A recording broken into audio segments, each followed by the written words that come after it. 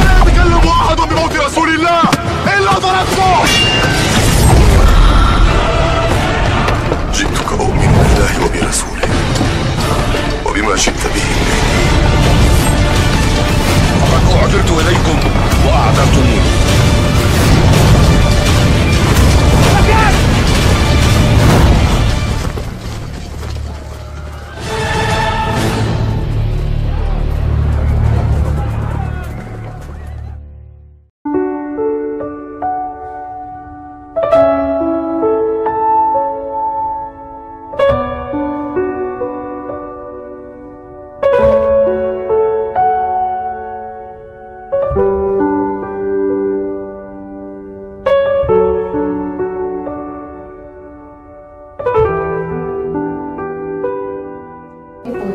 Jin qarin, dia adalah setan yang resmi. Ketika seorang baru lahir, sudah ada satu setan yang dari bangsa jin ya, yang sudah dicantolkan untuk kita.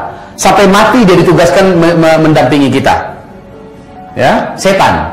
Ya, jin qarin itu adalah setan. Seluruh jin qarin adalah setan. Bukan jin biasa itu. Bahkan aku, setanku sendiri, kata Rasulullah, karena rahmat dari Allah dia telah masuk Islam. Akhirnya dia yang mengajak aku kepada yang baik. Hanya jin qarin Nabi sendiri yang berhasil dimasuk Islamkan. Bisa nggak mereka dimasuk Islamkan? Bisa. Tapi siapa yang bisa? Orang kayak Nabi Muhammad SAW. Orang kayak Ustaz Zul. Ustaz Zul masih jin qarin setan. Ya, makin Ustaz Zulnya kayak gini, maka jin qarinnya makin keren. Ya, makin ya, ilmu yang diberikan oleh Allah kepada saya dibandingkan orang awam kan lebihan saya. Otomatis ilmu yang saya ketahui, jin setan qarin yang ada sampai saya tahu juga nggak? Tahu. Levelnya udah level saya juga. Bahkan boleh jadi dia dari alam setan dia mendapat informasi lain yang menambah ilmu pengetahuannya. Kalau saya bisa dibuatnya malas untuk nambah ilmu, kalau dia terus nambah ilmu, gimana menaklukkan orang semacam Zulkifli Muhammad Ali. Jadi orang-orang macam ibu, macam bapak, ini sudah semacam manusia yang dulu pernah hidup, yang berhasil dijatuhkan, dia akan menjatuhkan dengan cara yang sama. Sungguh kalau kita tidak ikhlas dalam hidup ini, kalau kita tidak pandai bersyukur dan tidak menambah ilmu, maka kita akan senantiasa menjadi korban syaitan. Ad-dunya bahrun 'amiq wa qad gharaqa fihi nasun katsir. Nah, jin qarin ini apabila kita sudah meninggal dunia, di mana posisi jin qarin? Sebelah kiri. Dia sebelah kiri kita. Malaikat Raqib dan Atid ada di sebelah kanan kita. Jin qarin ini di ruqyah pun dia tidak akan lari. Dia tidak akan lari, ya. Setan ini tidak akan lari. Yang bisa tersiksa, yang bisa teraniaya dengan ruqyah itu adalah setan-setan di luar qarin. Nah, bulan Ramadan jin qarin inilah yang dipenjara. Bulan Ramadan. Ustaz, tapi masih banyak yang tergoda bulan Ramadan. Itu nafsunya itu. Dan ternyata nafsu lebih kuat daripada syaitan untuk menyesatkan kita. Buka surat Ibrahim ayat 24, ayat 22. Lihat di situ, di mana setan pada hari kiamat membela diri, kalian jangan ngasih nyalahin kami dong. Salahin nafsu kalian sendiri. Jadi bulan Ramadan setan-setan itu wasuffidatis syayatin, dan dipenjarakan, diikat, dibelenggu seluruh setan-setan, termasuk setan qarin, dibelenggu. Tetapi nafsu kita saatnya kita yang mengalahkannya. Kita udah ditolong oleh Allah. Selama bulan Ramadan, setan yang selama ini menggoda kita udah diikat.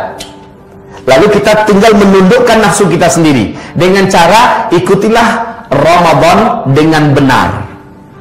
Dengan cara Rasulullah SAW menjalani Ramadan. Nafsunya yang kita kendalikan. Soalnya setan selalu numpangi nafsu kita.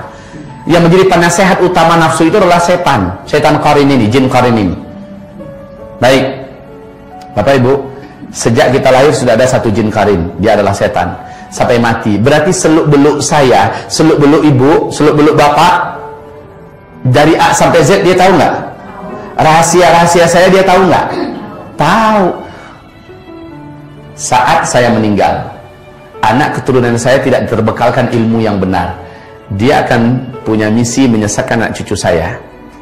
Caranya, dia tampil, muncul kepada wujud seolah saya kembali hidup. Nah, ini bapakmu, nah. Jangan takut gitu loh. Saya kan cuma action. Ya. Nah, Bapak suka kalau melihat kamu pergi Jumat. Bapak suka kalau melihat kamu sholat berjamaah 5 waktu di masjid. Senangkan hati Bapak ya. Bapak selalu melihat kamu, nak. Cara setan. Cara setan. Suaranya dimiripkan dengan suara saya. Ini jin qarin nggak punya kerja loh ini. Ya. Kemudian semuanya ya, seluk-beluk rahasia semacamnya dia tahu. Nah, kamu masih ingat ketika Bapak dengan kamu dulu di sana? Seolah iya asli saya jadinya ngomong. Ya, lama-kelamaan, nah Bapak melihat kamu, nak, dimanapun kamu berada. Seandainya kamu sakiti orang, dizalimi orang, Bapak siap menolong kamu. Kamu panggil saja Bapak. Terserah mau berapa kali. Ya. Ayah, Bapak datanglah, aku dizalimi, aku datang, nak. Ya. Nah, lama-kelamaan kita sudah diajaknya pada syirik nggak tuh? Minta tolong kepada selain Allah. Itu yang dia mau. Dia motivasi kita. Nah, pergilah kamu haji, pergilah kamu umrah. Nah, di bawah tiang rumah anda tuh ada emas yang Bapak simpan. Bongkar, nak, ambil, sedekahkan sebagian untuk agama. Wah, dia motivasi, tapi diarahkan kita kepada satu syirik. Satu syirik ini sudah cukup untuk membatalkan seluruh amal kita ya, dan bisa mengekalkan kita di neraka. Makanya jangan tinggalkan anak dalam keadaan bodoh tentang agama. Jangan tinggalkan anak nggak ngerti tentang agama. Kalau dia dikasihkan ilmu macam ini kan anak tahu. Ketika datang, nak, kapal layang, nak ya, langsung diambilnya pasir, disemburkannya. Ya. Kalau anak sudah berilmu, dia tahu bahwa ini jelas setan menjelma dalam bentuk ayah yang sudah meninggal, ibu yang sudah meninggal. Udah, dia kalau mau tahu berbuat apa, ini jelas bukan mak yang sudah meninggal. Mak yang sudah meninggal tadi pembahasan kami. Di mana? Di masjid apa kita tadi? Albina. Pembahasan tentang masalah perjalanan ke akhirat. Ya. Pembahasan bagaimana tentang alam barzakh. Kita sudah bedah itu. Jadi Bapak Ibu, insya Allah saya konsentrasi dalam masalah ilmu dunia akhirat. Ilmu akhirat maksud saya. Nah, ilmu akhirat mulai dari tanda-tanda akhir zaman semacamnya sampai kepada alam roh, tentang masalah alam kubur, pada mahsyar, surga neraka. Ini saya khususkan betul. Jadi kalau Bapak Ibu melihat ini kok Ustaz kayak sudah pernah aja, memang dikhususkan mengilmukan itu tentang pengilmuan itu sedalam-dalamnya. Baik ya. Nah, kaum muslimin yang kami muliakan, ini adalah jin qarin. Jadi yang nipu orang yang wujudnya sudah mati, oh siang gantung diri itu sering nampakkan diri, yang nampakkan itu qarinnya. Ya. Nah, yang sudah itu tuh jelas. Sianu yang udah gantung diri itu. Bukan, itu jin qarinnya. Orang-orang beriman gak akan mudah ditipu begitu. Ya, yang udah bunuh diri kok hidup lagi. Mereka bisa tasyakkul. Mereka bisa tasyakkul, yaitu berpindah dari dimensi alam mereka kepada dimensi alam kita, dan itu bagi mereka sangat berat dan sangat menyakitkan. Ya, bukan enak pindah soal dimensi alam itu, bukan enak, menyakitkan bagi mereka. Yang sanggup melakukan itu adalah yang umurnya sudah lanjut, kekuatannya sudah berlebih. Nah, yang seperti itu baru sanggup dia berpindah dan melihatkan diri. Itu pun cuma sebentar. Coba saya tanya sama saudara saya, namamu siapa? Iwan. Ricky. Seandainya Bruce Lee masih hidup, Ricky sanggup nggak lawan Bruce Lee? Ini jujur memang. Jackie Chan? Mereka jagoan-jagoan di daratan kan? Memang mereka jagoan. Coba sekarang masukkan mereka ke bukan alam mereka, ceburkan mereka ke laut. Berapa lama mereka sanggup bertahan di laut? Lama atau sebentar? Sebentar, gerakan mereka menjadi lamban karena itu bukan alam mereka. Ya, suruh adu mereka dengan ikan paus. Jangan ikan paus deh. Ikan yang ada runcing ininya, bukan ikan pedang. Ikan hiu aja dah. Coba diadu, Jackie Chan, Bruce Lee lawan ikan hiu di laut, siapa yang menang? Pasti ikan. Kenapa? Bukan alamnya, bukan alamnya. Ini rahasia besar loh. Ibu, perlu ibu ketahui ini rahasia. Sekarang, ibu lawan ikan hiu sanggup nggak? Kalau ikan hiunya dikeluarkan dari alamnya masuk ke alam ibu di dapur? Sanggup. Kenapa? Ini bukan alamnya ikan hiu, ini alamnya kita. Kita jagoannya di sini. Maka perlu diketahui hakikat ini.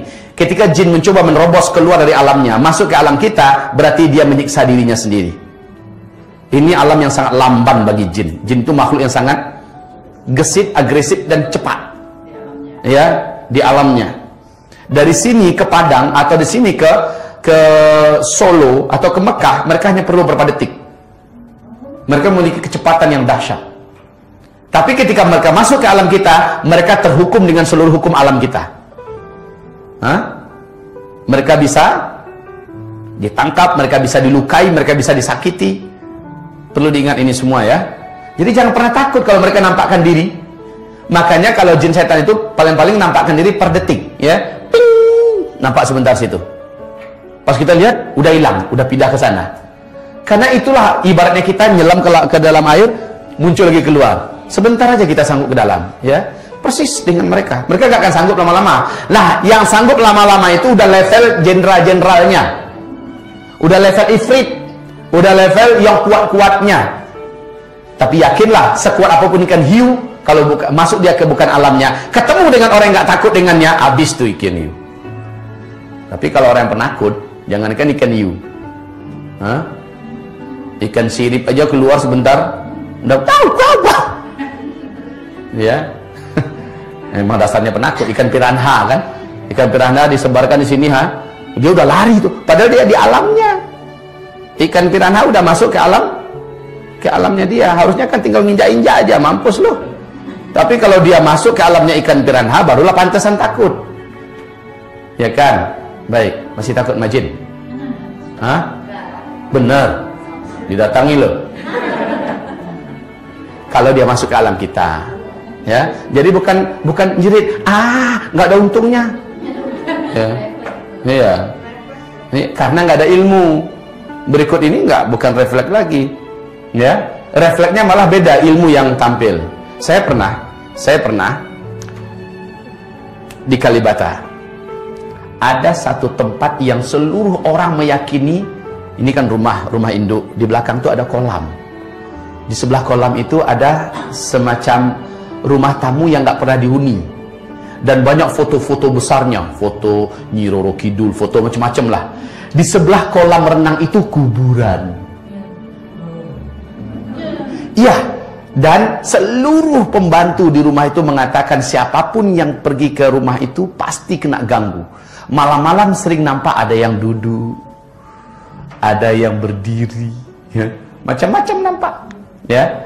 Nah, saya ketika baru pulang, karena udah mengetahui tentang seluk-beluk alam jin dengan izin Allah, ya. Kemudian saya disuruh nginep di rumah itu. Nggak ada masalah. Berapa? Lebih 1 bulan saya tidur situ, nggak ada masalah. Ketika saya tinggalkan, bermasalah langsung lagi. Jadi jin itu tahu, ya, setan itu tahu.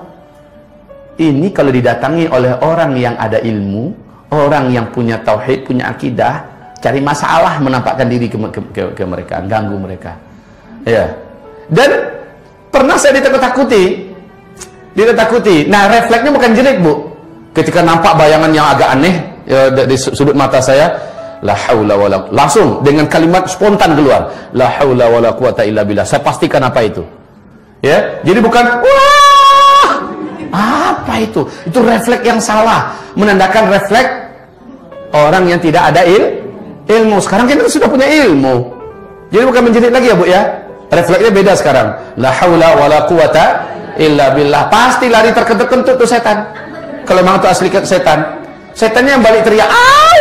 Setannya lari. Iya, harus setan yang ke depan yang teriak kalau jumpa kita. Sialan nih Ustadz nih. Gara-gara dia banyak yang kebongkar rahasia kita.